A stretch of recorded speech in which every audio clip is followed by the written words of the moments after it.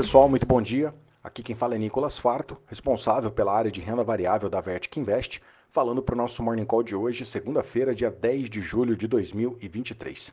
E o mercado começa a semana sem direção definida, com dados de inflação da China que saíram hoje e no aguardo pelos dados de inflação americana que saem nessa semana.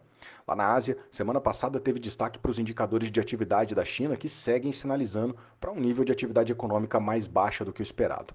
Hoje saiu a inflação ao consumidor lá na China, que ficou estagnado, e a inflação ao produtor, que caiu 5,4% na comparação anual. Ambos os indicadores sinalizando para um nível de atividade econômica mais fraco, o que reforça as expectativas de que o governo chinês possa adotar novos estímulos econômicos. Lá na Europa, a semana passada fechou em queda, com sinalizações de mais altas de juros pelo Banco Central Europeu. O Eurostock 600 acumulou uma queda na semana de 3,09%. Hoje o viés é de alta para o começo da semana para as ações europeias. Indo para os Estados Unidos, semana passada fechou em queda para os principais indicadores americanos. Lá em Nova York, o Dow Jones caiu 1,96, o S&P perdeu 1,16 e o Nasdaq acumulou uma queda de 0,94%. A semana por lá foi mais curta por conta do feriado da Independência, mas foi bem movimentada com a publicação da ata da última reunião do FONC, que reforçou sinais de mais altas de juros por lá. Na parte de indicadores de mercado de trabalho, o relatório de emprego privado, o ADP, veio bem acima do esperado na quinta-feira e aumentou a percepção de risco. Já os pedidos de seguro-desemprego semanal também vieram abaixo do esperado e reforçaram a indicação de que o mercado de trabalho americano segue bem aquecido. Já na sexta-feira saiu o aguardado relatório Payroll, que veio um pouco abaixo do esperado, com a criação de 209 mil vagas de emprego contra 230 mil que era a expectativa. Na parte de indicadores macro, o PMI ISM subiu de 50,3 pontos em maio para 53,9 pontos em junho e reforçou a tese de mais altas de juros até o final desse ano. Nessa semana começa a temporada de balanços lá no mercado americano, que deve começar também a influenciar nos preços, tanto nos resultados como também por conta das projeções para os próximos trimestres. O destaque dessa semana vai ser a inflação ao consumidor, que vai sair na quarta-feira, o CPI, expectativa de que venha com uma alta mensal de 0,3%. Na quinta-feira sai também a inflação ao produtor americano. Além disso, ao longo dessa semana, vários membros do Banco Central dos Estados Unidos têm agenda para falar aí ao longo dessa semana e, claro, as falas desses diretores também podem ajudar nas expectativas sobre as próximas decisões de juros lá nos Estados Unidos. Atualizando agora as bolsas aqui, S&P Futuro está caindo 0,23%, Eurostock 600 está subindo 0,06% agora, FTSE de Londres está subindo 0,12%, no Japão o Nikkei fechou com queda de 0,61% e o índice de Xangai fechou com uma alta de 0,22%. Índice de mercados emergentes subindo 1,13 agora, o DXY, o dólar index, sobe 0,11% nesse momento. Juros de 10 anos dos Estados Unidos com alta de 0,72%, cotado a 4,07% no anual. O índice de commodities da Bloomberg está subindo agora 0,25%, enquanto o petróleo está caindo. O WTI está caindo 0,46% agora, cotado a 73 dólares e 53 centavos o barril, enquanto o petróleo Brent está caindo 0,40%, cotado a 78 dólares e 16 centavos o barril. Petróleo em queda hoje, o mercado preocupado por conta da queda na demanda lá na China.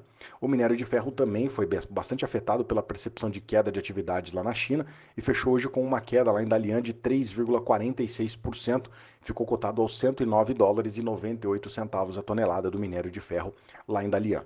O universo de criptoativos opera com queda nas últimas 24 horas, o Bitcoin acumulando uma queda de 0,4, está cotado a 30.150 dólares, e o Ethereum cai 0,34%, cotado a 1.860 dólares.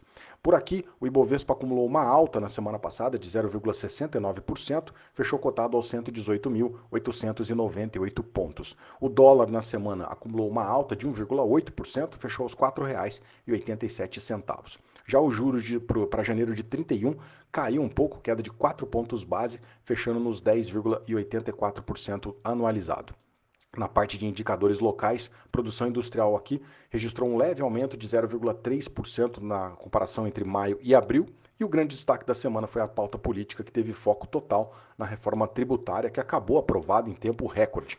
O texto base foi aprovado na Câmara com a previsão de reduzir de 5 para 2 tributos, que seriam a Contribuição sobre Bens e Serviços, o CBS, que seria um imposto administrado pela União, e um outro imposto que seria o Imposto sobre Bens e Serviços, o IBS. Esse seria administrado pelos estados e municípios em um comitê conjunto. Agora o texto vai seguir para o Senado, onde também vai precisar da aprovação de 3/5 da Casa para seguir para a sanção do presidente Lula.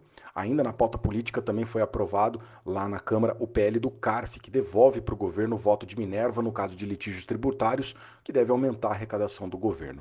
No corporativo, destaque para a alta de mais de 18% para as ações do Pão de Açúcar, que foi bastante influenciado pela reforma tributária, que prevê zerar a alíquota para a cesta básica nacional. Destaque também de alta para a IRB, que subiu mais de 20%, liderou os ganhos da semana com a melhora de percepção de risco sobre o processo de recuperação judicial da companhia. Alta também para a MRV, que subiu quase 15% depois que a empresa anunciou uma oferta subsequente de ações que deve movimentar 58 milhões de ações da companhia. Do lado negativo, queda para as ações do setor aéreo. Gol caiu quase 9% e a Azul caiu quase 20%, refletindo as prévias operacionais da Gol, que indicou uma queda na taxa de ocupação total. Finalizando aqui na nossa semana, o mercado vai ficar bastante de olho para o IPCA de junho, a nossa inflação, que vai sair amanhã, terça-feira. O time de macroeconomia aqui da XP está prevendo uma deflação, uma queda de 0,13% em relação ao mês anterior. Na parte de indicadores de atividade, nessa semana ainda vai sair dados de vendas do varejo e também receitas do setor de serviços referente ao mês de maio. Bom, esses são os nossos destaques para hoje, para essa semana. Eu agradeço a sua companhia e te desejo um excelente dia. Um grande abraço, valeu e até amanhã.